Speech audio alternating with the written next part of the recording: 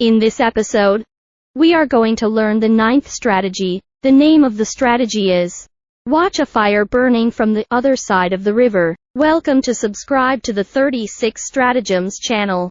Comment or send us in a mail, and you will get an ebook about 36 stratagems on sale. Delay entering the field of battle until all the other players have become exhausted fighting amongst themselves, then go in at full strength and pick up the pieces in the spring and autumn period. Bianzhuangzi.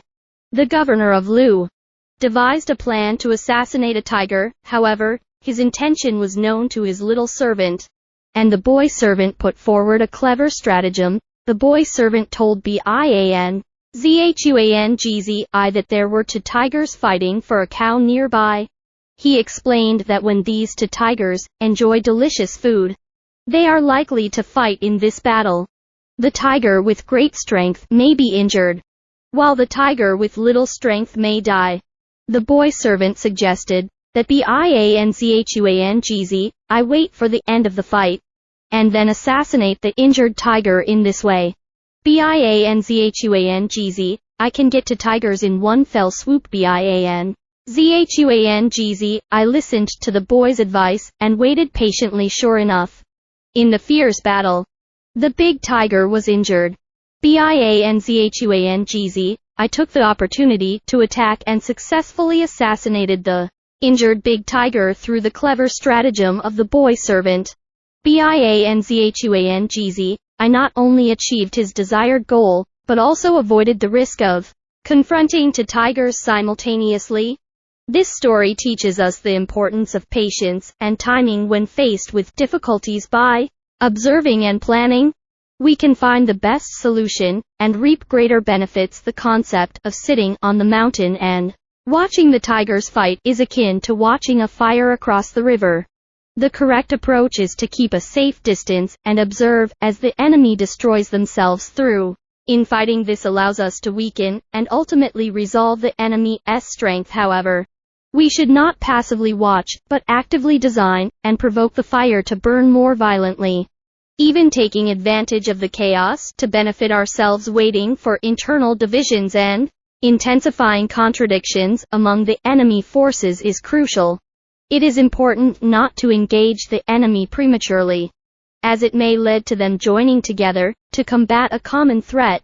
The correct approach is to remain patient and watch as they destroy each other, weakening their strength and potentially disintegrating on their own. The key characteristics of this stratagem are observation and adaptation. When the 2 enemy forces are locked in conflict, we should neither help nor interfere recklessly, but rather wait for the situation to develop in our favor before taking action.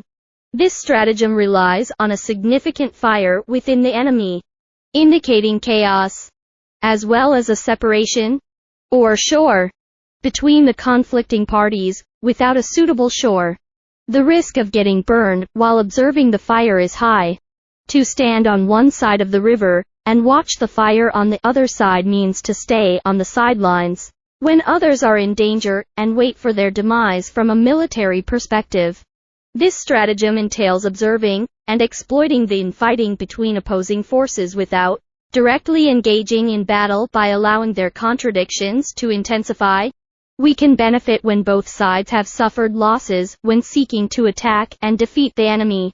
It is essential to avoid blindly taking advantage of the fire. Instead, we should observe, wait for the fire to develop, allow it to spread, and internally weaken the enemy's effective strength. This is the essence of watching the fire from the other side. Once upon a time, 2 brothers named Yuanshang and Yuanshi found themselves fleeing to Liaodong with thousands of cavalry after being defeated in battle. The local satrap of Liaodong, Gong Zunkang, chose not to obey Cao Cao's commands because he believed that Cao Cao was too far away to pose a threat. However, Cao Cao cleverly devised a stratagem. After defeating the Wu Huan tribe, he suggested that Gong Zunkang should personally kill Yuanshang and Yuanshi and present their heads to him. In September, when Cao Cao returned with a formidable army from Liucheng, Gong Zunkang did indeed kill the Yuan brothers, and handed over their heads to Cao Cao. The other